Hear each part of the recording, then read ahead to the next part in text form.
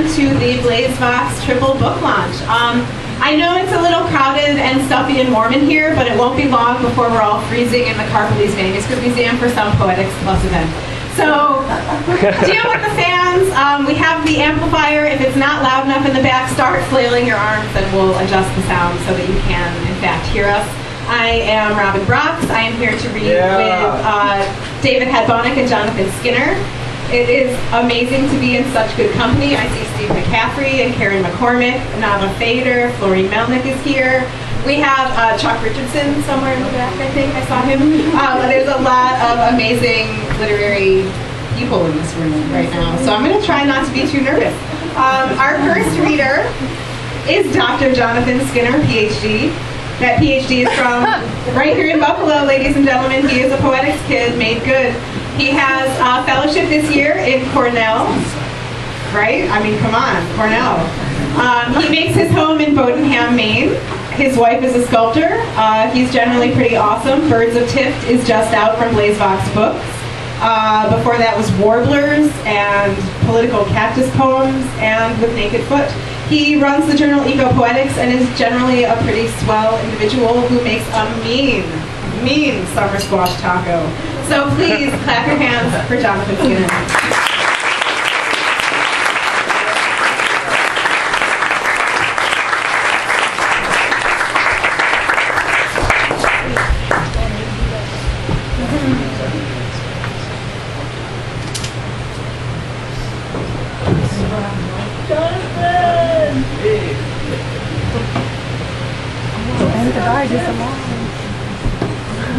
Hey, how you doing?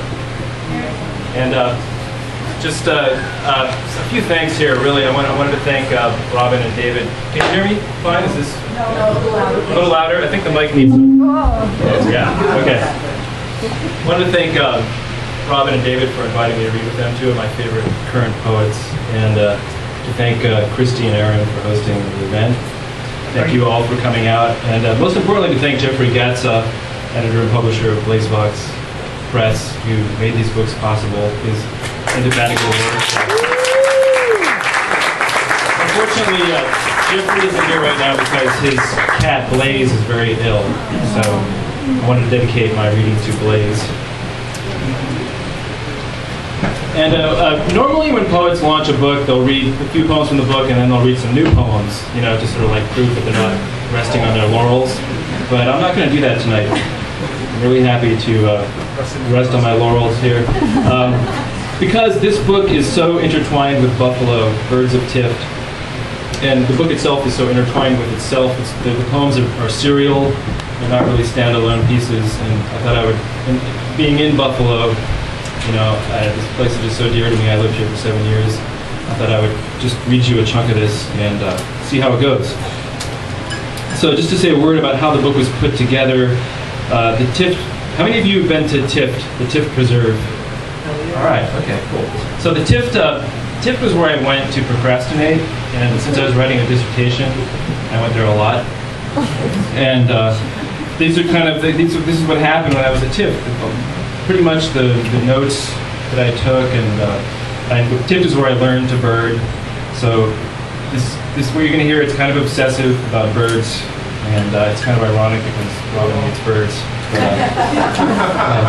And I discovered, you know, I started reading field guides, and in particular this book, The Self-Guided Nature Trail and Wellness Walk, that was written by Wayne Gall with Karen Geiger and Catherine M. Sweeney. They may be here, I'm not sure. And that text really taught me a lot about Tift, and is what I sculpted several of the poems out of. So on the left-hand side of the book, there are these kind of info poems that come from the Tift guide, and on the right-hand side will be poems that are called like Kingfisher, Forest, DDT, Concrete. And then there's also some poems that are concrete poems that have a shape on the page like this that you won't see when I read them. So there's a variety of forms in the book, and I'm just going to see how it goes. Okay, so Birds of Tift.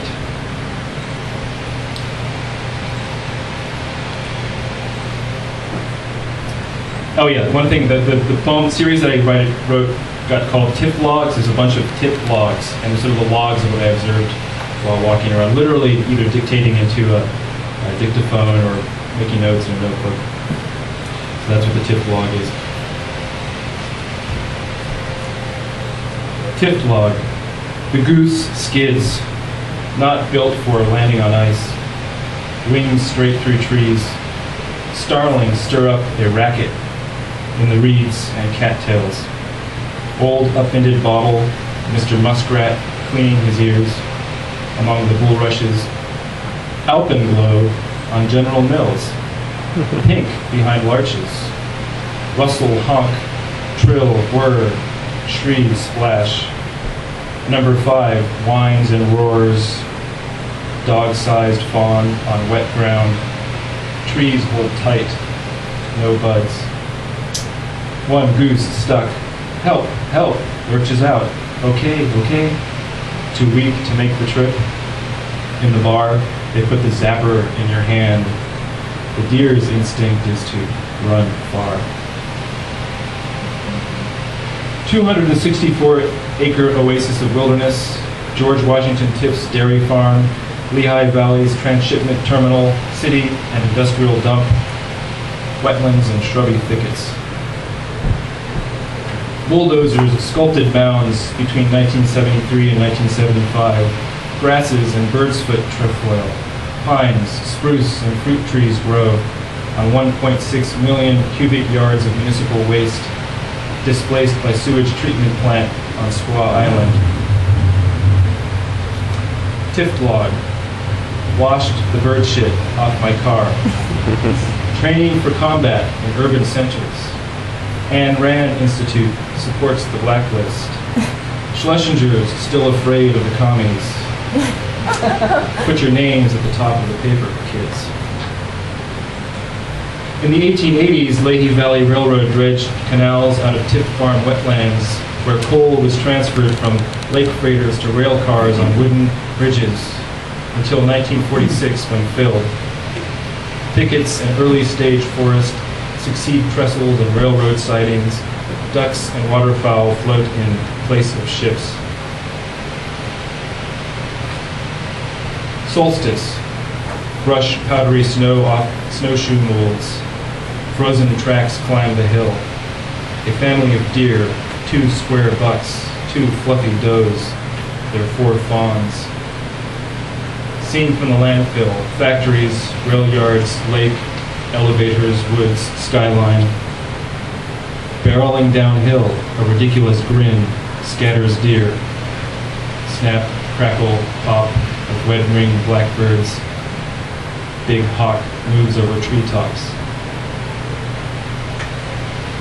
Ornithology, feathered throughway, avian concourse, international air, the mall at the important bird area. Flyways interchange points north and east. Gulls' prints cast in cement.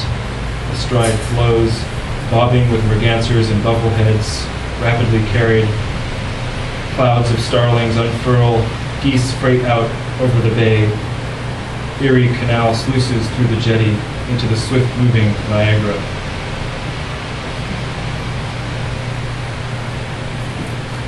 Man clearings, muskrat domes, beaver stacks.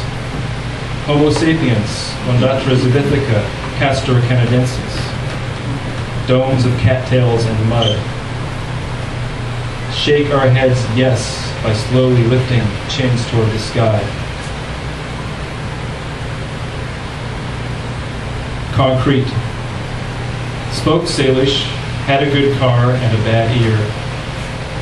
Once again do I behold these steep and lofty cliffs that on a wild, secluded scene impress thoughts of more deep seclusion. White wave folds in love with deer in dusk, smoke, musk, rising in a cloud. The bittern pumping the brakes, the jet booming in the grass. Deer shatter in the sights, a ruby apparition, fists of rapid flight. The stems left to rust in stagnant water, twists of matter, dust and lanes. Clouds are low and the sky is light. A random dormant neighbor grazes the rooftop. What creatures flutter, agents in gray, green, torpedoes furling the night? Light hits the flat, blacks, captures, moves, brews, removes.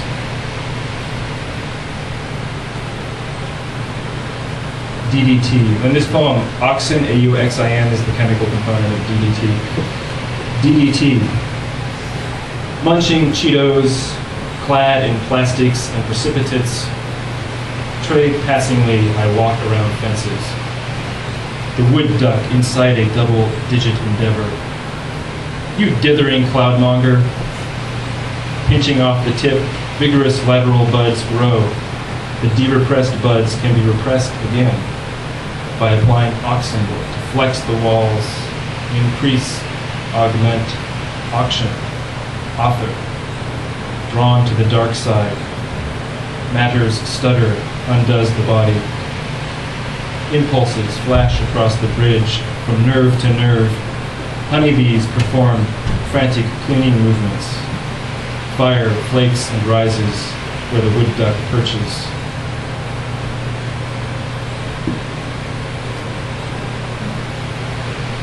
Kingfisher, so tired, skimming round the earth, no place to put wings down, to make a nest of fishbone pellets, floating in a Sargasso sea with ice or spindrift tossed, to wander the edge between primary marsh and the secondary disturbed garbage growth. The more humble or even degraded sites offer possibility for being in solitude. Read wind direction in species-confounding willows, salix, etc. Out of the low-lying, alkaline soil, chew the bark's salicylic acid for fever cramps. Populous, triangle leaves, deltoides, sucking water up into its craggy barked tower. Bend our knees and hips to enjoy that low-to-the-ground view. Forest, shaking oaks to slake your hunger. For rest, a sanctuary to wild. It's not a park. Harbors hoodlums and razor wire. Proportions restored to think with others. Quick things dart underfoot. Pressures, shadowed thoughts. Heel-limbed notions. Forest.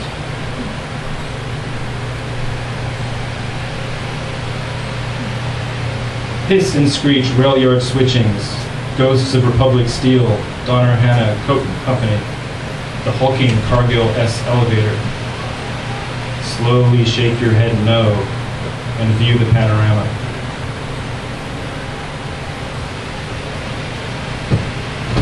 Red soil here reflecting metal chips, a residue of iron ore, leavings from the old dock, decades gone.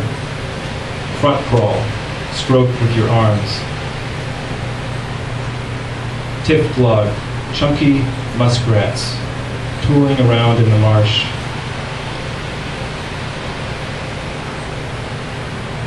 Visitations. Early December, late afternoon, driving east on I-90, past the Great Quarry, hundreds of deer on landfill, approach the starving season, up and down tilled moraines, winding into stream-carved valleys. From the tops of the moraines, Niagara's white plume, power plants to north, at Iroquois Wildlife Refuge, the ground so frozen it cracks. One great blue heron wings slowly, hundreds of geese on the ice. Gunshots, landscape dotted with hunters in fluorescent orange. To feel the newness of this land, is that its haunting? At the fringe of the Ice Age, lower limit of what was scoured, north of Pennsylvania starts the taiga. This flora merely shades the land. I love that Charles Olson pointed out that I-90 is kind of like the lower limit of the glaciation, pretty much.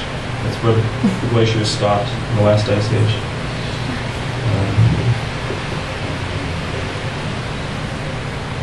Tip log, those white-throated sparrows like to kick it around in the leaves, which they resemble, just like little dogs.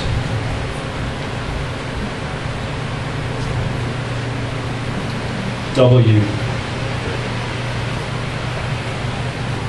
Tired formations aching forward, aerial revenants equal scatter, instant fates addition plummet, calling orders wind layers, lift muscles agents require, Trojan screaming cranes flight, hollow bones aerate works, air caressed, itchy feathers, molt loss energies increase, scales locking hatched sails.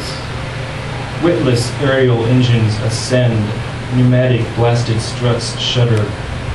Circling wide break fever, traveled urban skies, denizens. Flight zones sketching, emergent, fast, composed, newborn sod. Massif aerial squadrons, impetus, songs undulant, scatter earth. Wings lift, delight, fatigue, tunnels, winds, instinct grow. Cackling, others mitigate order.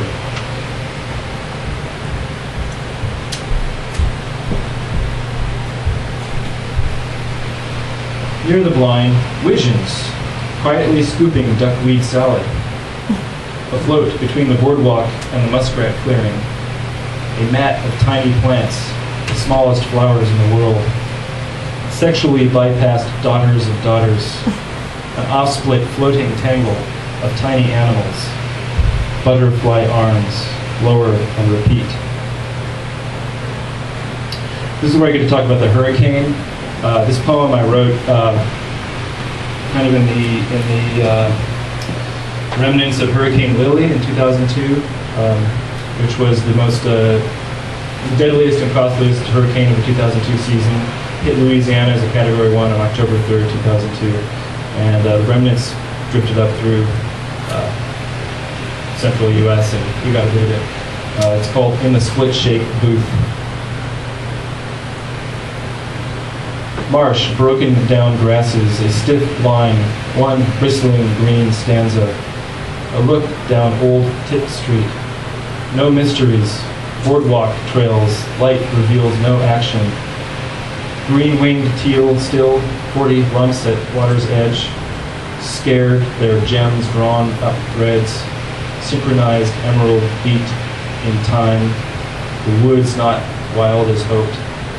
Marsh stretches out, yellow under skies, whipped dirty white, vertical space, hatched pattern, inside of patterns, curves in curves, nature abhors a straight line. Snakes inside the snake, canyons in canyon, guide, restrains his 5 disabled charges, strange, wary adults, laughing and jabbering, greeting them, examining deer's eyes. Watch as I drop a live frog, trying to catch it.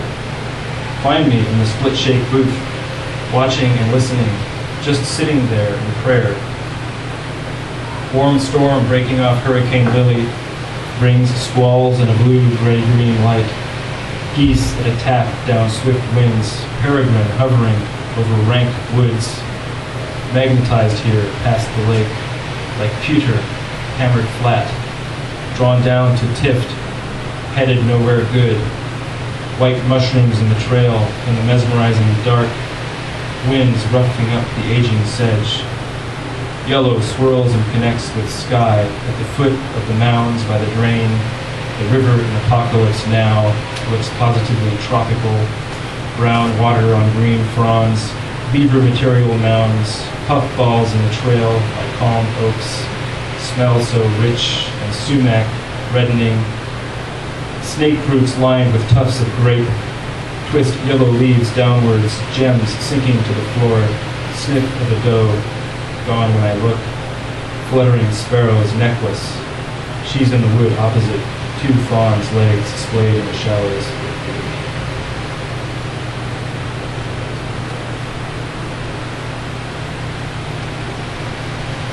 I'll just finish up here in a couple of poems.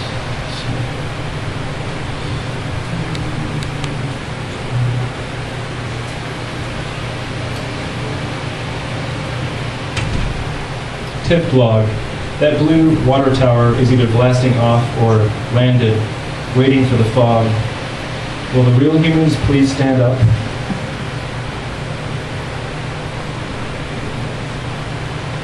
Tip log, a message to grouse, get your head out of the ground. A message to dabblers, get your bill out of the muck.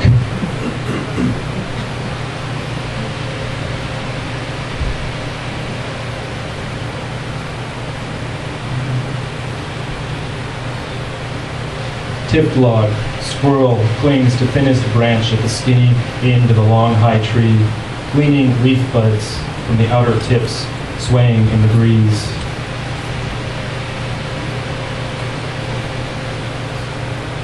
Warbler walk. Wita wita wichu. Seedle seedle seedle seedle. Chip chuppity swede chitty. Zozi zozozi. Wisa wisa wisa. Zip zip zip titty seed seed seed seed. Wichu wichu wichu wichu.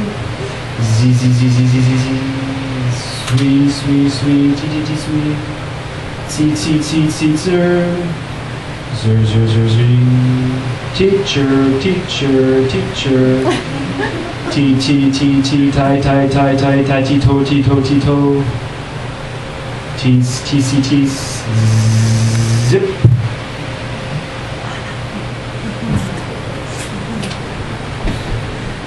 Song of the Chickadee. Dejunqua was a lonely chickadee. She sat on a branch singing the blues. Gee-hey, gee-hey, gee-hey, gee-hey, gee-hey, gee-hey. Dejunqua flew to another tree and listened for an answer. Her song made Coyote cry and offer to be her love. What kind of food do you eat? She asked. Raw meat, raw meat. Dejunqua screamed a fluttering note and flew off. Gee-hey, gee-hey, gee-hey, I am so lonesome. I am looking for somebody to love. Oh, chickadee, said Crow, I am the one. What would you feed my kids? She asked. I'll feed them ripe, dead meat. Dejunqua flew off and hid herself in a bush. Gee-hey, gee-hey, gee-hey, I am so lonely. Gee-hey, gee-hey, gee-hey. Finally, Chickadee heard an answer from a bird like her. Flying toward her, the bird sang, I'll be your baby. I'll be your baby tonight. Tip log, the gentle plopping of bird droppings, and all around me, cheep chickadees.